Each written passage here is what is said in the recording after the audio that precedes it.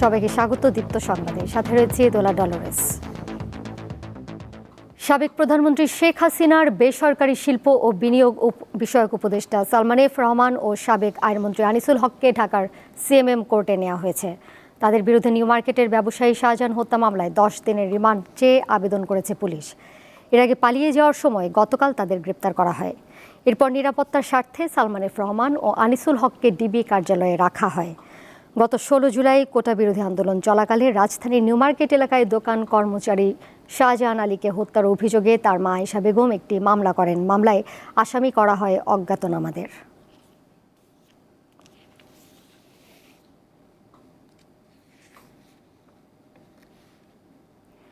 Supreme কোর্টের এক আইনজীবীকে অপহরণের অভিযোগে সাবেক প্রধানমন্ত্রী শেখ হাসিনা সহ 5 জনের বিরুদ্ধে আনা অভিযোগ মামলা হিসেবে গ্রহণ করতে নির্দেশ দিয়েছে আদালত। ঢাকার মুখ্য মহানগর হাকিম আদালতের ম্যাজিস্ট্রেট বুধবার এই আদেশ দেন। উত্তরা পশ্চিম থানাকে এই আদেশ দেওয়া হয়েছে। আওয়ামী লীগ সভাপতি শেখ হাসিনা ছাড়াও এই মামলার অন্য আসামিরা হলেন সাবেক স্বরাষ্ট্রমন্ত্রী আসাদুজ্জামান খান, আইনমন্ত্রী আনিসুল হক, পুলিশের সাবেক মহাপরিদর্শক AKM শহীদুল হক এবং র্যাবের সাবেক মহাপরিচালক বেনজির আহমেদ।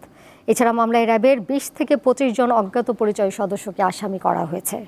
এদিকে রাজধানীর কাফরুলে কলেজ ছাত্র ফয়জুল ইসলাম হত্যার অভিযোগে সাবেক প্রধানমন্ত্রী শেখ হাসিনা, সাবেক সড়ক পরিবহন ও সেতুমন্ত্রী ওবায়দুল কাদের সহ 24 জনের বিরুদ্ধে কাফরুল থানায় মামলা রেকর্ড করার আদেশ দিয়েছে আদালত।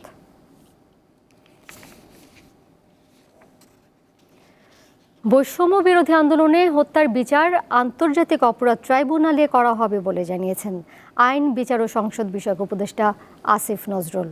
সকালে সচিবালয়ে ব্রিফিংয়ে তিনি আরও জানান, হত্যাকাণ্ডে জড়িত এবং নির্দেশদাতা সবারই বিচার করা হবে। আইন উপদেষ্টা জানান, জাতিসংঘের তত্ত্বাবধানে তদন্ত দল কাজ করবে। আইসিটির যে আন্তর্জাতিক অপরাধ ট্রাইব্যুনাল আছে, এই বিচারের আওতায় আমাদের সাবেক সরকার প্রধান সহ অন্য যারা জড়িত থাকার অভিযোগ রয়েছে, যাদের আদেশ নির্দেশ থাকার অভিযোগ রয়েছে, আমরা পত্রপত্রিকায় দেখেছি, কিছু মন্ত্রীর নাম দেখেছি, সর্বোচ্চ পর্যায়ে আমরা এখানে কোনো ছাড় দিব না। বিদায়ী সরকারের প্রধানমন্ত্রী সহ অন্যদেরও যদি কমান্ড রেসপন্সিবিলিটি থাকে, আমরা সেটা পর্যন্ত খতিয়ে দেব। রংপুরের বেগম রোকেয়া বিশ্ববিদ্যালয়ের শিক্ষার্থী আবু সাইদের আত্মত্যাগের মধ্য দিয়ে বাংলাদেশ দ্বিতীয়বার স্বাধীন হয়েছে বলে মন্তব্য করেছে বিএনপি মহাসচিব মির্জা ফখরুল ইসলাম আলমগীর। দুপুর 1:45টার দিকে রংপুরে আবু সাইদের বাড়িতে যান বিএনপির এই শীর্ষ নেতা। সেখানে সাইদের কবর জিয়ারত করেন মির্জা ফখরুল সহ কেন্দ্রীয় নেতারা। পরে শোকার্ত পরিবারের প্রতি সমবেদনা জানিয়ে সাইদের বাবা, মা ও স্বজনদের সঙ্গে কথা বলেন তিনি। মির্জা ফখরুল বলেন, আবু সাইদ সহ শহীদের আত্মত্যাগ তখনই সফল হবে যখন এই ফ্যাসিবাদ সরকারের সকল ষড়যন্ত্র রুখে দিয়ে গণতন্ত্রকে প্রতিষ্ঠা করা যাবে।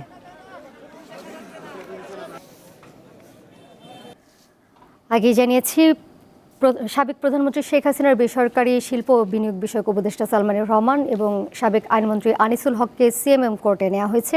এ বিষয়ে বিস্তারিত জানাতে সিএমএম কোর্ট প্রাঙ্গণ থেকে সরাসরি আমাদের টেলিফোনে যুক্ত রয়েছেন সহকর্মী আসিফ জামান সুমিত। তার কাছে যাচ্ছি। সুমিত, সালমান এফ রহমান এবং আনিসুল হককে কি আদালতে তোলা হয়েছে কিনা সবশেষ তথ্য জানাবেন আমাদের। এই মাত্রই সালমান এফ রহমান এবং আনিসুল হককে আদালতে তোলা হলো। আমরা সারাদিনই শুনছি যে সিএমএম আদালতের 35 নম্বর কোর্টে তাদেরকে আজকে নিউ মার্কেটের যে মামলাটি হয়েছে, হত্যা মামলা, সেই মামলায় তাদেরকে এখানে হাজির করা হবে এবং একই সঙ্গে জানতে পেরেছি যে তাদের দুজনের বিরুদ্ধেই 10 দিনের রিমান্ড চাওয়া হবে এবং সেই রিমান্ড শুনানির জন্যই মূলত তাদেরকে আজকে আদালতে হাজির করা হয়েছে। এখানে দিনভরই এক ধরনের উত্তেজনা চলছিল এই বিগত সরকারের, অর্থাৎ সাবেক হাসিনা সরকারের 2 শীর্ষস্থানীয় ব্যক্তি, একজন আইনমন্ত্রী এবং তার বেসরকারি খাদ্যোন্নয়ন বিষয়ক উপদেষ্টাকে আদালতে হাজির করা হবে এমন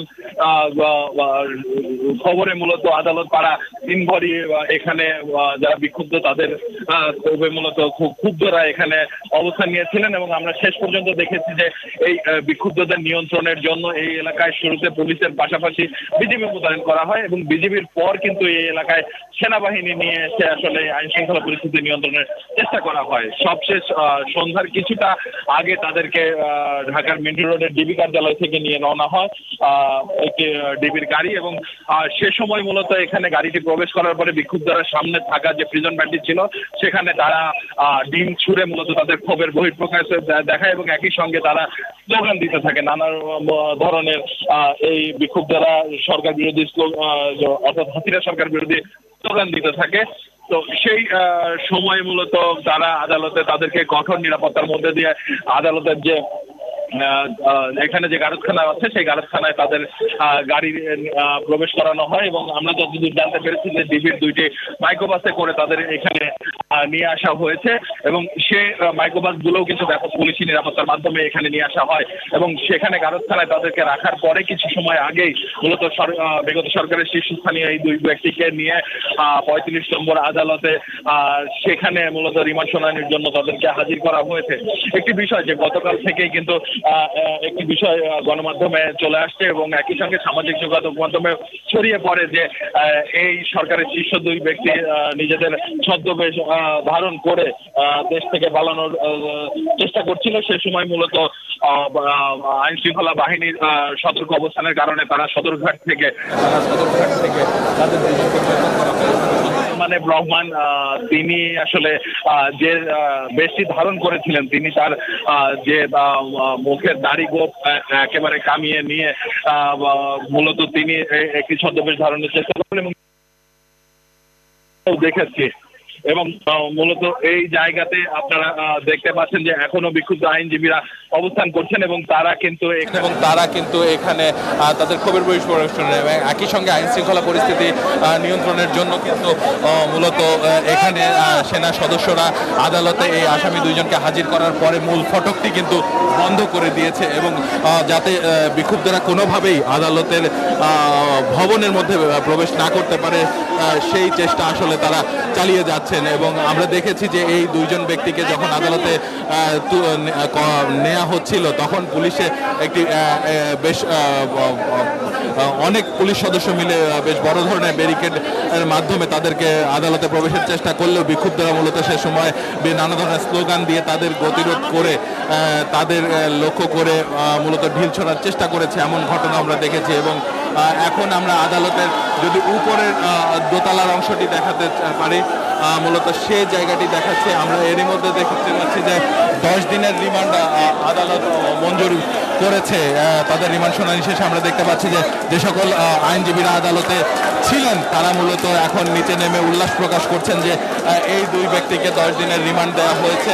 মূলত তারা আপনারা দেখতে পাচ্ছেন যে এই সিএমএম আদালতের যে মূল ভবন তার সামনে আইনজীবীরা উল্লাস প্রকাশ করছেন, এবং তারা যেটি বলছেন যে এখানে 10 দিনের রিমান্ড দেওয়া হয়েছে, এবং সেই কারণে তারা এখানে উচ্ছ্বসিত। মূলত তারা যেটি বলছিলেন, আমরা এখন এখান থেকে এই আইনজীবীদের মুখ থেকেই শোনার যারা আদালতে হাজির হয়েছিলেন তারা মূলত তাদের কাছ থেকে আমরা জানার চেষ্টা করব যে এখানে আসলে শুনানিতে কি হয়েছে।